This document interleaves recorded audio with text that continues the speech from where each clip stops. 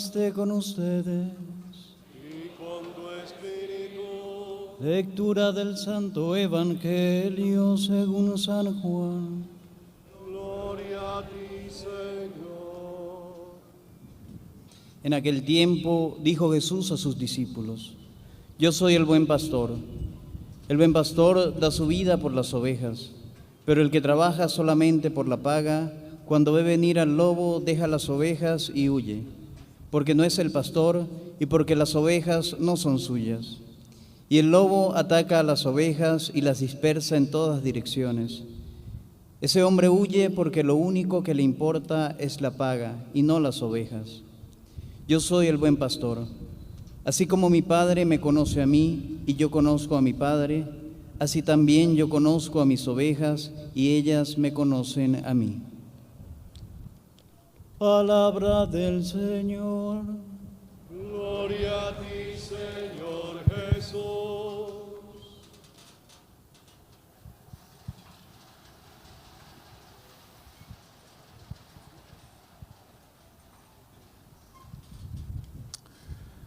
Amadísimos hermanos todos, en Jesucristo nuestro Señor. Como decía al comienzo de esta misa, para este 30º encuentro arquidiocesano con Cristo resucitado, hemos escogido el tema de la salvación. Cuando vamos a los evangelios, el evangelio de Mateo, cuando nos habla del nacimiento del Hijo de Dios, Mateo insiste en poner a Jesús como un hijo de David, del rey David. El evangelio de Mateo está dirigido a judíos y eso tenía una inmensa importancia para la predicación al pueblo de Israel, de que se viera que Jesús, el Hijo de Dios encarnado en el seno de María, pertenecía a la generación del rey David. Por eso dice el Evangelio, muy distinto al Evangelio de Lucas, sobre el anuncio del ángel Gabriel. Aquí no, aquí se resalta la figura de José en el Evangelio de San Mateo. Se resalta la figura de José porque llegó que se encontró José que su esposa María, la desposada, la que estaba en compromiso de matrimonio, estaba embarazada. Y José ya tuvo un gran problema. ¿Qué hago? ¿Qué puedo hacer?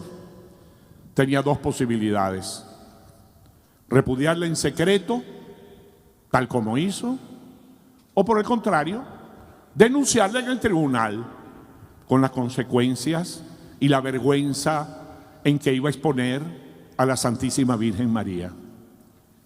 Dice el Evangelio que como era un varón justo significa justo, lleno de Dios, un fiel creyente en Dios, alguien que ha puesto su confianza en Dios y que sigue sus mandatos al pie de la letra, firme. Eso es un justo en el término bíblico del Evangelio de Mateo. José era justo y por eso tomó la alternativa de repudiarla en secreto. Pero entonces, ya tomada esa decisión, vino el ángel a corroborar que la decisión que había tomado era la correcta. José, no temas en tomar a María como tu mujer. Lo que van a hacer de ella es obra del Espíritu Santo.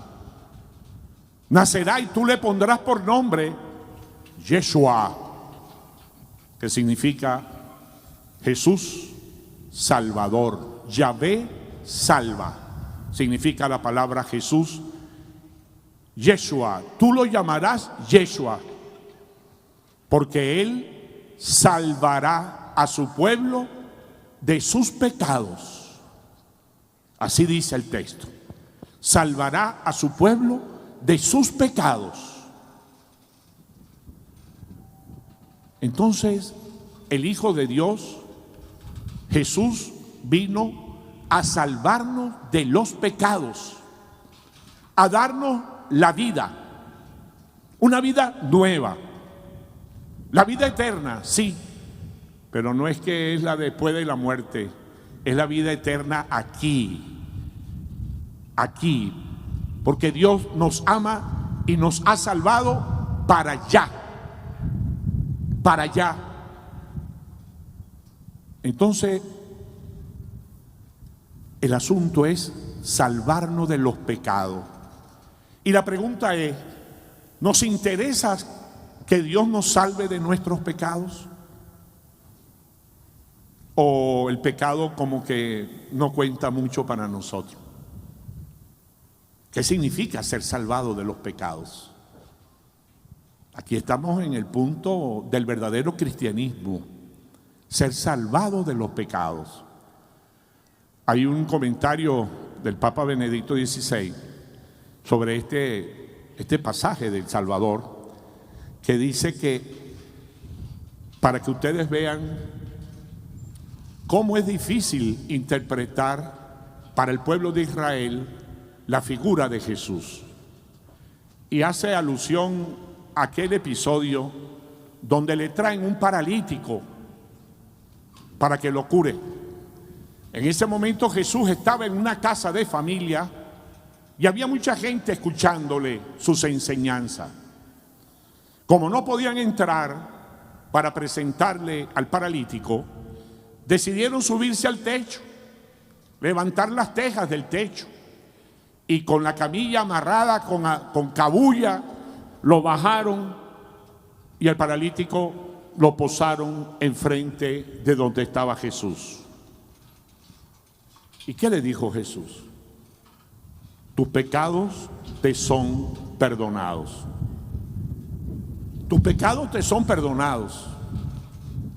Ahora, esa palabra de Jesús en ese momento, ¿cómo cayeron en el alma, en el espíritu, en el ser de los que estaban?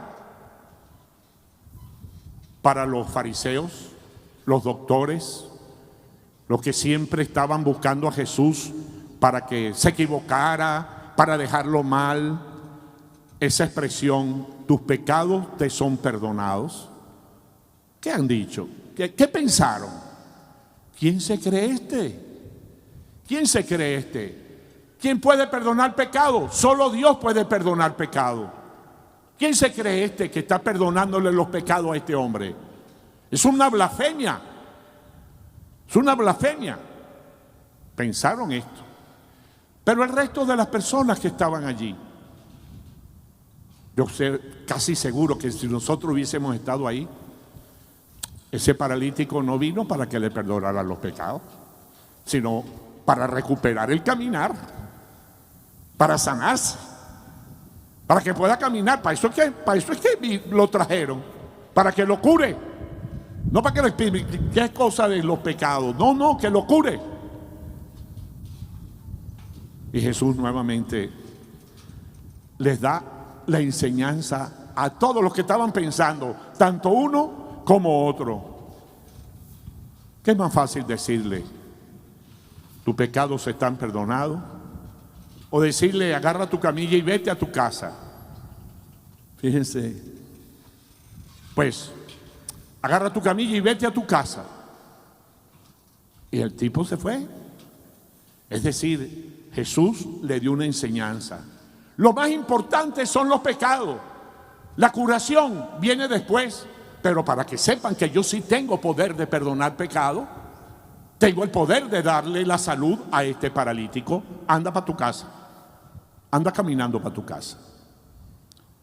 Siempre el Señor en el Evangelio nos va a poner que lo más importante es nuestra alma, es nuestro espíritu.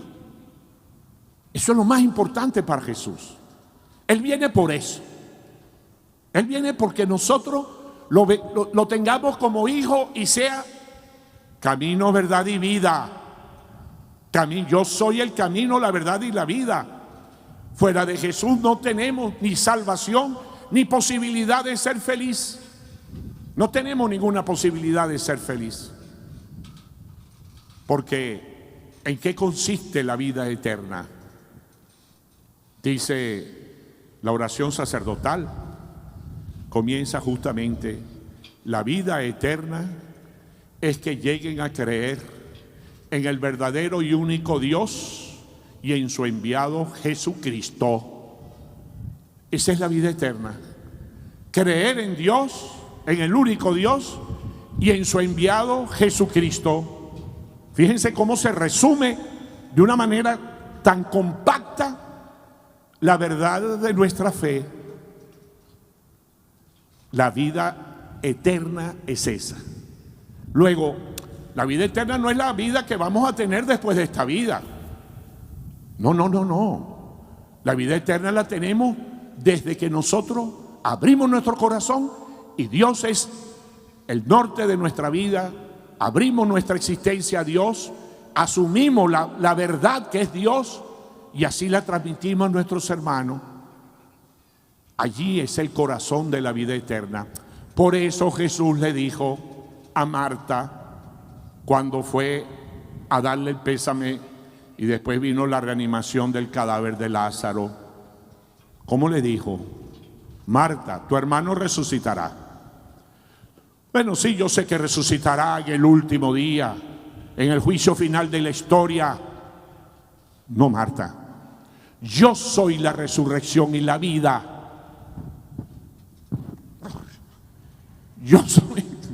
Yo soy la resurrección y la vida. El que cree en mí, aunque muera, vivirá. Y todo el que está vivo y cree en mí, no morirá jamás. Luego, la vida eterna no es para después de la muerte. El que está vivo y cree en mí, no morirá jamás. Sí, morirá la muerte física, cierto, pero no morirá para la vida eterna. La vida eterna es un continuo, de esta vida hasta la casa del Padre. Es la inmortalidad.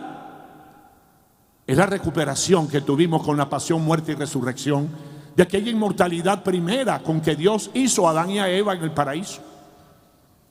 Es la inmortalidad. Por eso, en estas circunstancias que estamos viviendo, realmente el problema del mundo, el problema más grave del mundo es que los hombres no se reconcilian con Dios. Todos los padecimientos de la historia de la humanidad están plasmados justamente en que no reconocemos a Dios, ni tememos a Dios, ni nos importa a Dios. Los problemas del país, estamos como una encrucijada, estamos como desesperados. Es difícil la situación, todos ustedes la conocen tanto mejor que yo. Y uno dice, ¿cómo? ¿Pero qué pasa? ¿Por qué? ¿Por qué se llegó aquí? ¿Por qué se ha llegado a tanta división, tanto odio, tantas cosas? ¿Por qué? ¿Cuál es la causa de eso? Y la causa de eso es la falta de fe en Dios. La falta de la reconciliación con Dios. La falta de abrir nuestro corazón a Dios. De escuchar su palabra. De guiar nuestros pasos por el camino que el Señor nos indica. Si nosotros tuviéramos fe como un granito de mostaza, haríamos todo. Fuéramos hermanos, fuéramos unidos, buscaríamos el bien ante todo. No habría siempre la debilidad, el pecado estará, pero no triunfa. No triunfaría, el pecado no triunfaría sobre la bondad que es Dios con nosotros. El Emmanuel, Dios con nosotros. Eso es lo que nos falta. Conversión del corazón. Sentir que realmente Dios, como Jesús me lo mostró, es un Padre misericordioso, compasivo y perdonador, liberador, sanador, y nos sana para la vida eterna. Hay tantos episodios en la vida de Jesús donde vemos esta, vamos a llamarla revelación la pecadora, la adúltera. Pasaje tan hermoso de la misericordia de Dios. Aquella mujer fue sorprendida en adulterio, pecado gravísimo para los judíos, gravísimo. Bueno, en el libro del Levítico la mandaban a apedrear, darle muerte a la adúltera o al adúltero. Bueno, era bien difícil que a un adúltero en el tiempo de Israel lo mataran a pedradas. Es una sociedad demasiado centrada en el hombre, la mujer estaba apartada. Pero bueno, aun cuando esa ley en tiempo de Jesús ya no se practicaba, estaba en desuso, ya había el pueblo de Israel adquirido una conciencia de que no se podía atentar contra la vida de una persona por un pecado, por más grave que fuese, que solamente Dios tiene poder sobre la vida de la persona. Solo Dios tiene poder sobre la vida de la persona. Por eso no estaba en desuso. Jesús nunca vio apedrear a nadie. Pero aquellos hombres lo que querían era dejar mal a Jesús. Se la ponen allí adelante y le dicen: esta mujer ha sido sorprendida en adulterio. La ley de Moisés, el libro del Levítico, nos manda caerle a pedrada. ¿Qué dices tú? La eterna aporía en que colocaban en la encrucijada a Jesús los fariseos. Si dices esto, perdiste. Y si dices esto otro, también perdiste. Si dices apedréela, ¿qué corazón tiene este? Este es hijo de Dios. Este se llama un maestro de Israel y manda a apedrear a esa mujer por el adulterio. Ese no tiene corazón, eso no tiene compasión, ese no tiene corazón, no tiene alma, chico. ¿Cómo va a ser este un enviado de Dios? Como se está presentando. Y si dicen no la apedreen, y entonces tú no dices que eres el enviado de Dios, estás contra la palabra de Dios. Tú vas contra la palabra de Dios del libro del Levítico. ¿Cómo es eso? Tú no puedes ir contra Dios, contra Yahvé.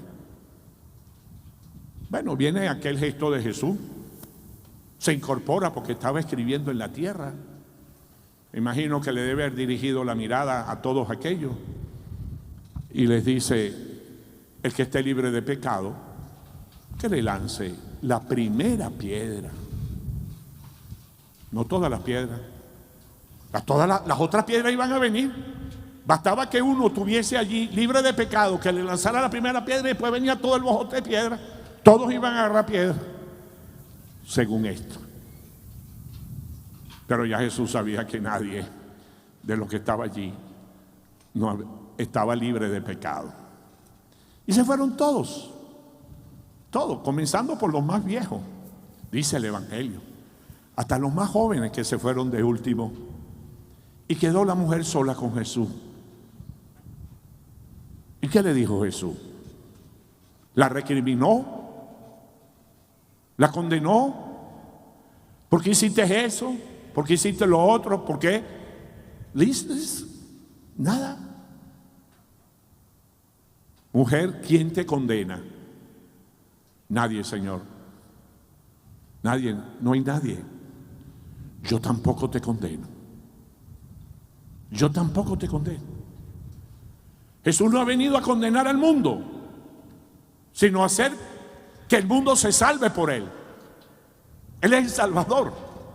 Él ha venido a perdonar, y los pecados de toda la humanidad quedaron libres, purificados. ¿En dónde? En la cruz del Señor, que vamos a hacer el miércoles, el Viernes Santo, la crucifixión del Señor. En la cruz del Señor, el Cordero Pascual, el que quita el pecado del mundo, como lo dijo Juan al comienzo del ministerio público de Jesús, este es el Cordero que quita el pecado del mundo. Se lo dijo a sus discípulos para que siguieran a Jesús. Y ese Cordero, en esa última Pascua de Jesús, Pascua judía, que se convirtió en la primera Pascua de la nueva y eterna alianza, fue sellada porque el Cordero es Él. El sacerdote es Él. La expiación la hizo Jesús, el Hijo de Dios, muriendo en la cruz, purificándonos con su sangre de todos los pecados, haciéndonos nuevamente verdaderos hijos de Dios. Verdaderos hijos de Dios. Y lo somos desde la muerte de Jesús. Ya no hay más los holocaustos y los sacrificios que presentaban en el Antiguo Testamento los judíos. Se acabaron los corderos, los machos cabríos y los terneros y carneros, nada de eso, que era fruto para la expiación. Se acabó. Hay un solo sacerdote, hay una sola víctima, hay un solo cordero que definitivamente ha expiado los pecados de toda la humanidad para siempre. Ahora, esos efectos de la salvación y de la redención surten justamente efecto en aquel que acepta a Cristo, aquel que conoce al verdadero Dios y a su enviado Jesucristo, y que por su fe, por el conocimiento, aquí también el Papa Benedicto nos habla claro qué significa la palabra conocer en la Biblia. Para nosotros conocer es saber 2 y 2 son 4. Esta tarde tiene pinta que va a llover, pero no va a llover quizás, cosas así por el estilo. Esa es la razón. Ese es el conocimiento. En la Biblia, cuando se dice conocimiento, es relación, es comunión, es vivir con la persona que yo conozco, es hacerla mía, es introducirla dentro de mí. Si conozco a Cristo es porque lo he hecho mío, es mi amigo, está dentro de mí, vivo con Él. Así no solamente lo siento, lo vivo, lo experimento. Mi existencia solamente tiene sentido en Jesús, en Cristo. Por eso, nosotros, queridos hermanos, en esta Venezuela de hoy, tan complicada, tan difícil, que pareciera que no encontramos como la salida, todo está como bloqueado. Sin embargo, vamos en deterioro progresivo, lo sentimos todos, en todos los aspectos, en todos los aspectos. Uno dice, bueno, tenemos que el Espíritu Santo ilumine el corazón de los dirigentes políticos, por supuesto, de quienes nos gobiernan. Ellos tienen las políticas, ellos son los de la política, los que implementan la política. Tiene que pensar de que todos juntos debemos salir de esto, de que tiene que haber una forma de encontrar un estado de vida distinto. Es un anhelo que brota el corazón y de la cabeza de todos. ¿Qué pasa? ¿Por qué no sucede? Porque no está el corazón en Dios. Si tuviéramos el corazón de Dios, reconoceríamos que lo que somos débiles, frágiles, unos pecadores. Y haríamos la oración de aquel en el templo. El publicano se ufanaba de la vida que le había concedido Dios y se burlaba de aquel hombrecito que estaba casi en las afueras del templo. La oración de aquel era, dice Jesús en el Evangelio, era: gracias, Señor, te doy por no ser como aquel. Yo hago todo, yo cumplo a cabalidad. Yo pago el impuesto, doy la limosna, hago el ayuno, hago no sé qué, cumplo la ley, tal. Gracias te doy porque me has dado mucho en la vida, no como aquel. Y aquel que estaba ya en la puerta del templo, lo único que decía: Señor, perdóname. Lo que soy es un pecador, un pobre pecador. Y dice Jesús a los apóstoles: ese salió reconciliado con Dios, la oración le llegó a Dios. Este no salió del templo reconciliado con Dios, porque eso era un soberano egoísta, orgulloso y soberbio, y allí Dios no entra en el corazón del egoísta, soberbio y orgulloso. Es en el humilde y en el pobre. Y la clase máxima, la vida máxima, es la vida de Jesús. Nosotros somos discípulos de Jesús. Nos llamamos discípulos de Jesús. ¿Y cuál es el discipulado? Vivir como Cristo. Tener los pensamientos y las acciones que tuvo Cristo. Imitar a Cristo. Ese es el discípulo. El que sabe, recoge las enseñanzas del maestro y las pone en práctica. Pero para eso hay que tener fe y confianza en Dios. La confianza es es el acto humano de mayor entrega, es como el niño que se confía en los brazos del papá. Él sabe que lanzándose el papá lo va a agarrar, esa es la confianza. Así debe ser nuestra fe en Dios. Tiene que ser arrojarnos a Dios, no temerle a Dios. Para eso vino Él,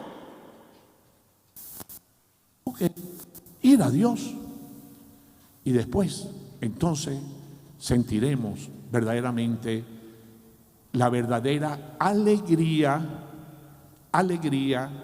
de aquel justo que se confía en el Señor, como José, como tantos, como el apóstol San Pablo, tantos personajes que tenemos en la Biblia, que todos se confiaron en el Señor y fueron felices porque nunca abrigaron odio, egoísmo, soberbia en el corazón. Se entregaron en su vida como se entregó Cristo, por amor, porque Dios es amor. Que el Espíritu Santo, que la Santísima Virgen María, nuestra patrona, Nuestra Señora del Socorro, nos asista. Que el Espíritu Santo nos asista con su luz, que pueda disipar las tinieblas de tantas mentes y de tantos corazones que no nos dejan realmente encontrar el rumbo y el camino para una Venezuela distinta, más justa, más humana, más solidaria, donde todos nos podamos encontrar como verdaderos hermanos en la fe, porque todos los bautizados somos hijos de Dios y entre nosotros somos hermanos, porque formamos la gran familia de Dios por el bautismo. No puede haber odio, rencor, no puede, eso no debe existir. Si existe, es por las tinieblas